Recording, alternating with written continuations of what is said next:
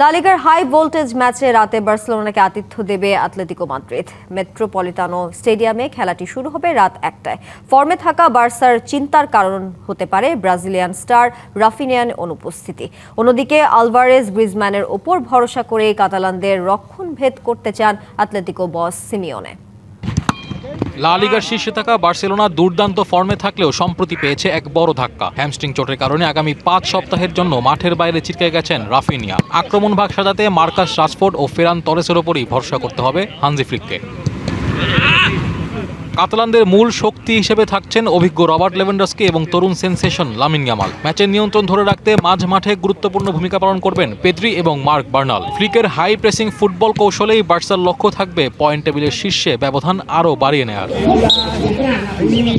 ঘরের মাঠে খেলতে নামলেও মাঝ মাঠে সংকটের মুখোমুখি আতলেতিকো। মার্কোস ইয়োরেন্তে এবং জনি কার্ডোসা নিষেধাজ্ঞার কারণে গুরুত্বপূর্ণ এই ম্যাচটি মিস করবেন দুজনই। সিলভার টিপ কন্ট্যাক্টে তৈরি নিরাপদ ও নান্দনিক ক্লিক সুইচ নির্ভরতা জীবন জুড়ে।